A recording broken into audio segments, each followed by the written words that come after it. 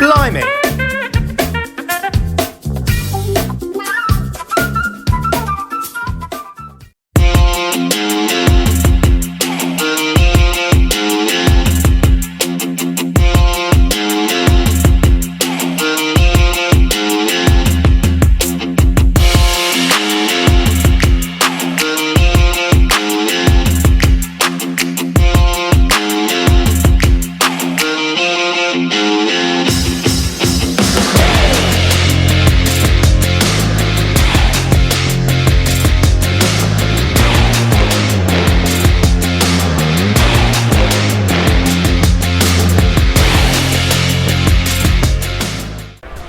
So I'm with John, and John is one of the main guys at Mystic Boats.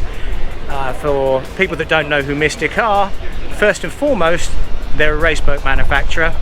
They won races, built race boats before they built pleasure boats. So fortunately, we get the opportunity to be on their new outboard powered catamaran, and we'll talk about that. And then we're going to go to their boating equivalent of an SUV, a luxury SUV. If I was to market it next to an SUV, I would call it a Range Rover. Comes in two sizes, 38 feet and 42 feet, and they are absolutely gorgeous. And I'm going to pass you over. So let's talk about the catamaran.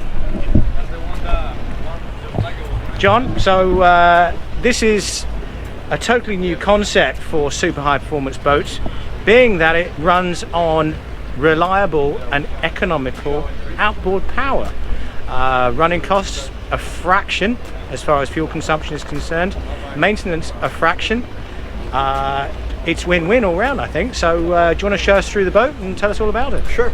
This is our open layout. We'll do it in both this layout as well as a conventional layout where we just have the 2 buckets forward and then 4 buckets across the back here.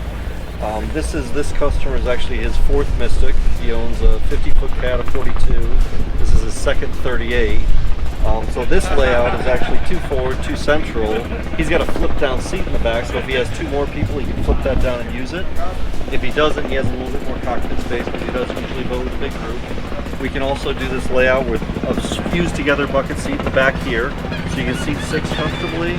You've got a lounge area in the back here, then this actually opens up, so all of your fenders and dock lines and everything are under that, centrally located.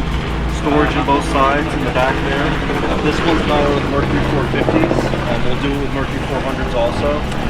And so if we talk in terms of performance, this boat running 450s, what could you expect as cruising and top speed? Right now we're running about 112, 113 on the top end with it.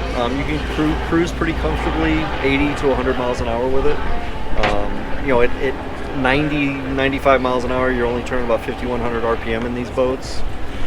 And the fuel consumption running at a fast cruise, an 80 mile an hour cruise? We're running about 1.6, 1.7 miles per gallon, about 85 miles an hour with it right now. The greatest thing with these 450s now too is that you can run it on 90 rack fuel, which we can get easily on the water anywhere in Florida, where you don't have to pull the boat from the water or truck that fuel in, for special high test fuel for it. So, we're basically running, center console engines on a 115 mile an hour boat. So as a prospect for going to the Bahamas, we're in Miami, and the Bahamas we are facing south, aren't we? So if we were to take this boat, head down there and go straight across there, we would be in Bimini in about 40 minutes. Yeah.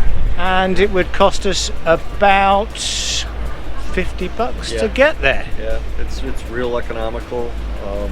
The cost of maintenance is low, the cost of operation is low. You don't have that gremlin in your ear the whole time going. The hours are going up on the engine because all the warranties on these boats now, they're by the years. So hours really don't affect warranty whatsoever. And as far as trimming, because from my experience of high performance boats, particularly catamarans, they're very subject to trimming. So as an example, they behave like a wing. You get lift, ground effect lift, front lifts up, they become unstable, start to fly and float. Obviously, as a domestic pleasure boat, that can be an issue. How do you deal with that and trimming? Is it a difficult boat to trim? Not at all. No, it's a very docile boat. We don't have a really high compression tunnel in this boat. This hull was designed to originally do about 185 miles an hour, so it had to be relatively low compression. So it's actually translated over to this boat nicely because it is an easy boat to drive. You know, you don't have to worry about trim settings, you know, that dramatically. There's actually auto trim on the Mercury engines now that can handle 90% of it for you. We run jack plates on the engines to make sure that we have optimal cooling on the engines. The one thing we do find is sometimes if you're running into the wind, the attitude of the boat is different than running with the wind, so the water pressures on the engine will change. A couple little clicks on the jack plates, we can drop the engines down just a little bit, keep the engines perfectly cool, and keep the boat running nicely. And what I like as well is, much like a race boat, if you really want to go for it, you're doing poker runs. One, you've got the choice of dual steering, and secondly is it can be run by an individual throttle man and driver the way you're set out, and it's a very simply set out boat for a race style boat as well. If we can talk about, obviously you've integrated into the Garmin, not just navigation, there's quite a lot of systems in there. Can we there's a network bridge with the Garmins that interface with the engines.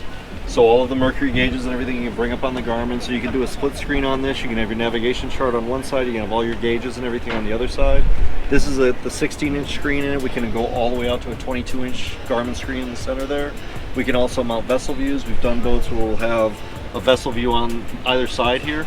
So if you want to have a little bit more engine information, you can put it up there and then, you know, basically have all of your navigation on your center screen at that point. And of course, high-end quality billet controls. She's a lovely thing.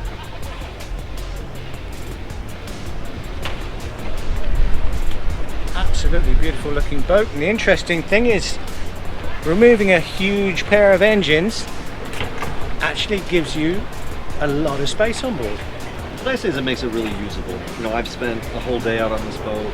We have a slide-out swim ladder in the very center in the back on it, so you can pull up to a beach the boat, go on and off the back of the boat as much as you'd like. You know, we've tried to make it a little bit more of a usable day boat rather than just a boat that you can get in, go fast, and go back to the dock. You know, we want to be able to go out, use it for a whole day in the Keys or a whole day like the southwest coast of Florida where there's so many places to go, and cruising at 90 miles an hour you can cover the ground really fast.